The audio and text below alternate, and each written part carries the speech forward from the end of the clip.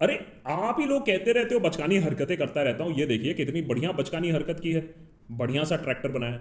अब आप कहोगे ये ट्रैक्टर का क्या रिलेशनशिप है आज के एपिसोड के साथ, तो मैं आपको बता दूं काफी गहरा रिलेशनशिप है आज के एपिसोड के साथ, क्योंकि कभी कभी खेल खेल में ही ना बहुत सारी चीजें समझ में आ जाती है। तो आज लेगो का थोड़ा उपयोग करेंगे और आपको समझाएंगे कि ये जो देश भर में फार्मर्स का जो प्रोटेस्ट है, और खासकर कि हरियाणा और पंजाब में ये जो प्रोटेस्ट हम देख पा रहे हैं सरकार के खिलाफ, ये जो आवाज उठ रही है, क्यों उठ रही है। सरकार तो एक अच्छा काम करने गई थी, तो यहां कहां ये प्रॉब्लम आ गई। ये सारी बातें करेंगे आज के एपिसोड में। तैयार है? देखिए, वैसे तो आप बहुत दिनों से बोलते आए हैं कि एग्रीकल्चरल बिल के ऊपर एक एपिसोड हो जाए, लेकिन हमने सोचा कि सरकार ने एग्रीकल्चरल बिल किया होगा, कुछ सोच के ही किया होगा, सोच समझ के। लेकिन अनफॉर्चुनेटली अब सिचुएशन ऐसी आ गई है, इतना प्रोटेस्ट देखने को मिल रहा है कि अब लग रहा है मामला थोड़ा सा सीरियस हो गया है। सीरियस इसलिए भी क्योंकि प्रधानमंत्री ने अब आके कह दिया है कि ये एक हिस्टोरिक बिल है। अब जहां प्रधानमंत्री ने ये बात कह दी, हमारा रडार चलने लगा, क्योंकि ये जीएसटी के समय भी हमसे कहा गया था कि ये ऐतिहासिक बिल है, हमारी दूसरी आजादी है। फिर जीएसटी के बाद क्या हुआ देश की और इकोनॉमी का आपको मालूम है। उसके ऊपर हरसिमरत कौर जी ने अब रेजिग्नेशन दे दिया है। अब भैया एक ही तो इकलौती मिनिस्टर थी शिरोमणि अकाली दल की, जो कि बीजेपी में थी और मिनिस्टर, और उन्होंने भी रिजाइन दे दिया। इसका मतलब सोचिए कितना प्रेशर है और कितना पॉलिटिक्स है इसके पीछे।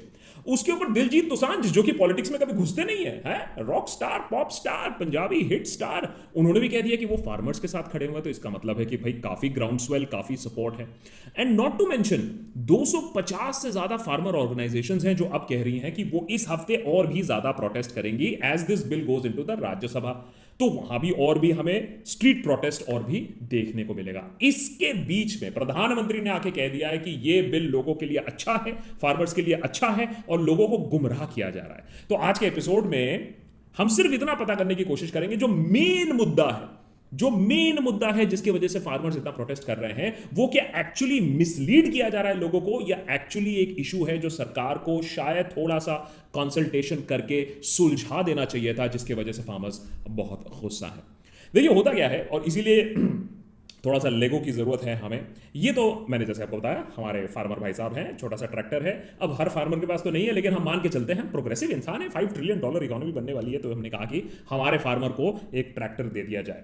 उसके बाद है आपका एक बहुत ही मेन प्लेयर, और जो मेन बोन ऑफ कंटेंशन है वो है APMC, agricultural produce market committee. Agricultural produce market committee, और ये है भाई साहब जो मिडिलमैन है। हाँ, ये बहुत इंपॉर्टेंट किरदार है, इनको याद रखिएगा। एपीएमसी के बाद हम बात करेंगे बिजनेस इंटरेस्ट की, कॉर्पोरेट बिजनेस इंटरेस्ट की। एक अजीब गरीब सा एक बिल्डिंग है, ऊपर ताबड़, पता नहीं कहाँ देखा ऐसा एक बिल्डिंग, और यहाँ एक बहुत बड़े कॉर्पोरेट हेड बैठे हुए हैं, एकदम बिल्डिंग के ऊपर राज कर रहे हैं। तो इनका रोल क्या है अभी हम बात करते हैं इसके। जनरली क्या होता है, जनरली होता है कि हमारे फार्मर भाई साहब बहुत मेहनत के बाद जब फसल उगाते हैं, फसल को काटते हैं, फसल को ले जाते हैं एपीएमसी, एपीएमसी जाते हैं, और फिर होता है भावतोल।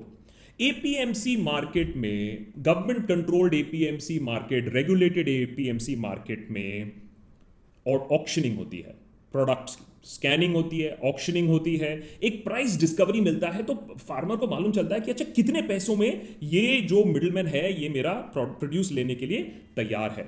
तो ये ऑक्शनिंग से प्राइस डिस्कवरी होती है। तो होता यह है कि गवर्नमेंट ने, और इशू अच्छा है, एजेंडा अच्छा है। देखिए जैसे जीएसटी भी बहुत अच्छा आइडिया था, किसी ने तो बोला नहीं था कि वन नेशन वन टैक्स नहीं होना चाहिए, सबने बोला था। लेकिन उस समय किसी ने ये आवाज नहीं उठाई थी कि भाई साहब ये जो आपने प्रोविजंस किए हैं, आपने किसी से बातचीत करके किया है या अपने मन से कर दिया है। यही प्रॉब्लम यहां आ रहा है। तो जीएसटी को याद रखिएगा जब आप ये फार्मर बिल या एग्रीकल्चरल बिल की बात कर रहे हैं, क्योंकि ये जो प्रॉब्लम्स हैं इसमें, इसको सुलझाने की बात की गई है। क्योंकि ये जो मिडिलमैन है ये भाई साहब बहुत बदमाश भी हैं, ये प्राइस सेटिंग कर चुके हैं, ये बहुत बार प्राइस सेटिंग करते हैं, ये होर्डिंग करते हैं। सो ये एक एक्सप्लॉइटेटिव फोर्स भी बन चुका था। अरे भैया ये फार्मर से कम पैसे में खरीद के बड़े बड़े लोगों को बहुत पैसे में बेचता है, तो ये होर्डिंग इन पर इंजाम है, इन पर इन्फ्लेट करने का इंजाम है, मिडिलमैन होके बहुत सारा पैसे कमाने का इंजाम है। तो सरकार ने कहा कि देखो इसको हटा देते हैं, इसको टरका दो, let's remove this person out.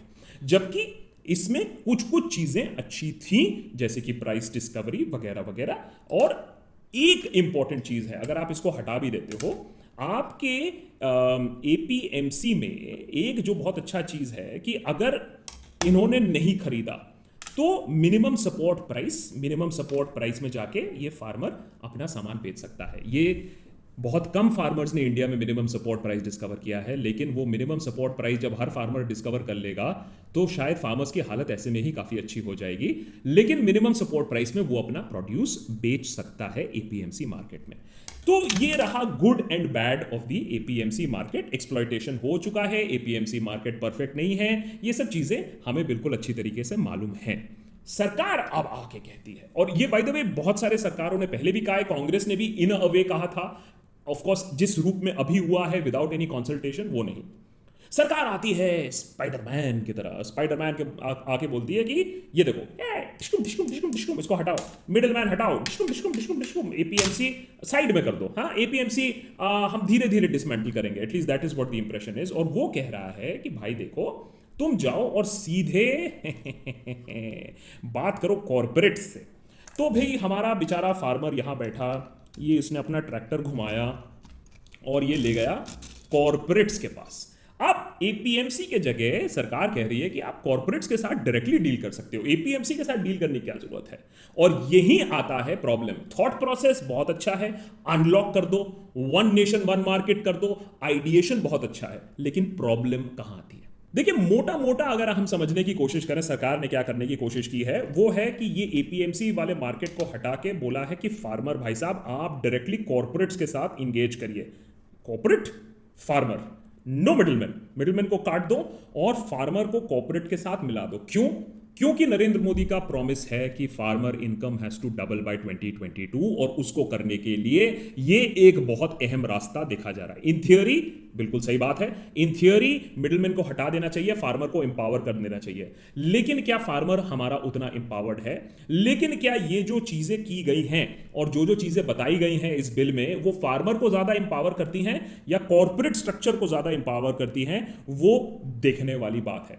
पहली और सबसे बड़ी चीज जिसके वजह से फार्मर्स आज रास्ते पे हैं, कोई मैकेनिज्म नहीं है ये दिखाने के लिए कि ये फार्मर जब अपना प्रोड्यूस लेकर जाता है, इस कॉर्पोरेट के दरवाजे पे दस्तक देता है, तो वो कॉर्पोरेट उसको कितने पैसे देता है।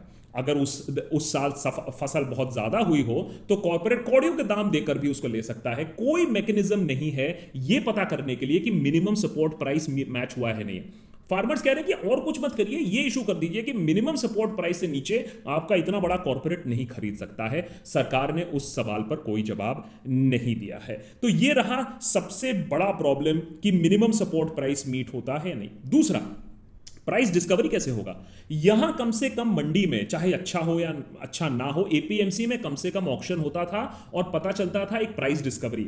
यहां प्राइस डिस्कवरी जो बड़ा कॉर्पोरेट बोलेगा वही प्राइस डिस्कवरी हो जाएगा। तो प्राइस डिस्कवरी जो था अब वो खत्म हो जाएगा, और गवर्नमेंट ने कोई सिस्टम भी नहीं बताया है कि प्राइस डिस्कवरी कैसे हो सकता है। तो मिनिमम सपोर्ट प्राइस नहीं है, प्राइस डिस्कवरी नहीं है। एक और बहुत बड़ा रीजन ये भी कहा जाता है कि इसको इनकरेज, बड़े बिजनेसेस को इनकरेजमेंट मिलता है इससे। क्यों? क्योंकि ये जब एक छोटे फार्मर के साथ डील करेंगे तो कौन बेनिफिट में रहेगा? ये छोटा फार्मर यहां तक तो अंकल जी से बात करने के लिए तो यहां ऐसे ऐसे उछल कर तो बात नहीं करेगा। फार्मर की ऑक्स तो यही है, फार्मर बेचारा नीचे, और कम से कम मंडी में कुछ तो इक्विबिलिटी था। लेकिन यहां इतना बड़ा कॉर्पोरेट ऊपर बैठकर वो बोलेगा कि बेटा तुम इतने में दो, इतने में कॉन्ट्रैक्ट फार्मिंग करो, ये हमारी शर्तें हैं, हम तुम्हें पैसे नहीं देंगे, तुम क्या उखाड़ लोगे? तो एक और मेजर इशू ये है कि अगर ये बड़ा कॉर्पोरेट पैसे नहीं देता है छोटे फार्मर को, तब क्या करोगे?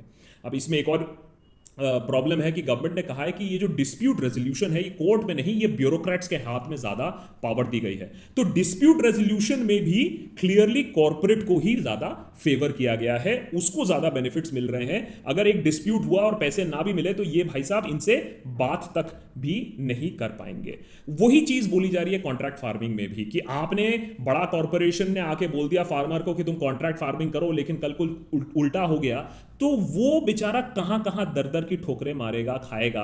क्योंकि ये कॉन्ट्रैक्ट फार्मिंग भी तब पॉसिबल है जब फार्मर भी at a position of strength से इक्वल लेवल पे कॉन्वर्सेशन कर रहा है, बार्गेनिंग कर रहा है, जो अभी नहीं हो रहा है। तो ये सारी इश्यूज हैं, और उसके ऊपर ऑर्डिनेंस रूट क्यों लिया सरकार ने? इतना बड़ा इंपॉर्टेंट इशू है, और फार्मर्स भी ये बात पूछ रहे हैं कि अगर इतना बड़ा इंपॉर्टेंट इशू है तो आपने ऑर्डिनेंस रूट लेकर, इमरजेंसी पावर्स लेकर ये क्यों बिल पास करवाया, आपने इस पर कॉन्वर्सेशन क्यों नहीं किया, ये भी एक बहुत बड़ा पॉइंट है. So whether be it contract farming, whether be dispute resolution, whether be it the ordinance route that is being taken, whether it is corporates benefiting out of this, whether it is that there is no MSP, whether that there is no equality and no price discovery, ये सारे issues हैं. एक बहुत important issue ये भी है कि सरकार अभी तक जैसे कर रही थी कि मंडी में अगर कुछ एक्सेस में मार्केट में नहीं बिका तो सरकार ने खरीदा मिनिमम सपोर्ट प्राइस पे, वो जाता है हमारे फूड कॉर्पोरेशन ऑफ इंडिया के गोडाउन में, एंड वो जाना चाहिए हमारे पुअर पीपल को जो स्टारवेशन से ना मरे. अब वो सिस्टम पूरी तरीके से फॉलो नहीं होता है, वो जो अनाज है वो गोडाउन में ही रॉट हो जाता है, वो दूसरी बात है. लेकिन इसको इंप्रूव करने की जरूरत थी, लेकिन अब हम इसको पूरा कॉर्पोरेट्स के हाथ में दे दे रहे हैं. गवर्नेंस कम जरूर होनी चाहिए, लेकिन ऐसे कोर सेक्टर में और जहां सैकड़ों फार्मर्स की जिंदगी का सवाल है, वहां इतना ओपन लिबरलाइजेशन करके आप कॉर्पोरेट्स के हाथ में नहीं दे सकते हो. तो क्या करना चाहिए? देखिए, करने के लिए बहुत कुछ है और इसीलिए शायद इतना प्रोटेस्ट आप फार्मर्स का देख रहे हैं. ये जो आपने एपीएमसी को निकाल के फेंक दिया और सब कुछ कॉर्पोरेट्स के हाथ में दे दिया, शायद थोड़ा सा रिवाइंड करने की जरूरत है, क्योंकि ये एक 1965 से चला हुआ सिस्टम है. चाहे उसमें प्रॉब्लम्स क्यों ना हो, उसको ज्यादा ठीक करने की जरूरत है, रादर देन उसको आप उठा के फेंक दो. एक तो है कि आप इन मार्केट्स को ज्यादा अच्छे तरीके से रेगुलेट कर सकते हो, मिडिलमैन को थोड़ा सा और कंट्रोल कर सकते हो, इन्हीं में इलेक्ट्रॉनिक फीचर्स और ला सकते हो. तो एक तो ये चीज है. दूसरा, 6% फार्मर्स क्यों इस्तेमाल करते हैं, और जो इस्तेमाल करते हैं वो बहुत पसंद करते हैं. मिनिमम सपोर्ट प्राइस का जो अश्योरेंस है सरकार का, वो इंजॉय करते हैं. तो आपको ऐसे और ज्यादा आपको एपीएमसीज की जरूरत है जो आपने नहीं किया था, तो उसको करने की जरूरत है. आप कहते हो वन नेशन वन मार्केट, तो आप वन नेशन वन एमएसपी कर दो, मिनिमम सपोर्ट प्राइस कर दो. आप पूरे देश में बोलो कि भैया मिनिमम सपोर्ट प्राइस इतना ही है. उसके बाद रेगुलेशन ऑफ मंडीज तो एक चीज है. जो फार्मर्स हैं और जो ऑपोजिशन है, अगर उनके कंसर्न्स भी आप ठीक से एड्रेस कर देते तो शायद इतने लोग आज रस्ते पर नहीं होते. तो कहीं ना कहीं ये जो सरकार की एरोगेंस है, जिसके वजह से उन्होंने विदाउट कंसल्टेशन इतना बड़ा डिसीजन लिया है, कहीं ना कहीं वो भी उनको बाइट कर रही है. और फाइनली जहां तक बात रही कम्युनिकेशन की, भैया प्रधानमंत्री कह रहे हैं कि लोगों को मिसगाइड किया जा रहा है. इस सरकार की एक खासियत है और वो है कम्युनिकेशन स्पेशलिटी. जो बात सरकार कह देती है वो लोग मान लेते हैं. दिन है तो दिन है, रात है तो रात है. तो ऐसा कैसे हो गया कि इतना बड़ा फैसला हुआ है और सरकार लोगों को कन्विंस नहीं कर पा रही है? जीएसटी के तरह ही इंटेंशन सरकार का बहुत अच्छा है, लेकिन कहीं ना कहीं अब लोगों को यह बात समझ में आ गई है कि ये जो तेजी से रश करके, किसी से सवाल ना पूछ के एक अच्छा इनिशिएटिव को खराब कैसे बनाया जा सकता है, यह हमने जीएसटी पे देखा है. तो अभी जरूरत यह है कि सरकार एक्चुअली लोगों की बात सुने, शायद इसमें कुछ और इंप्रूवमेंट्स करे और कॉर्पोरेट्स को भी इनकरेज करे. लेकिन ये माई वे और द हाईवे शायद थोड़ा सा अब बैकफायर करने लगेगा. अब ये देखने की बात है कि फार्मर्स अगले हफ्ते कितना प्रोटेस्ट करते हैं, लेकिन ये तो जरूर बात है कि ये बहुत ही एक इंपॉर्टेंट बिल है और फार्मर्स की लाइवलीहुड का सवाल है. क्योंकि अगर कॉर्पोरेट टेक ओवर हो गया ओवर एग्रीकल्चर, तो ये जो फार्मर डिस्ट्रेस है शायद आने वाले सालों में और बढ़ सके.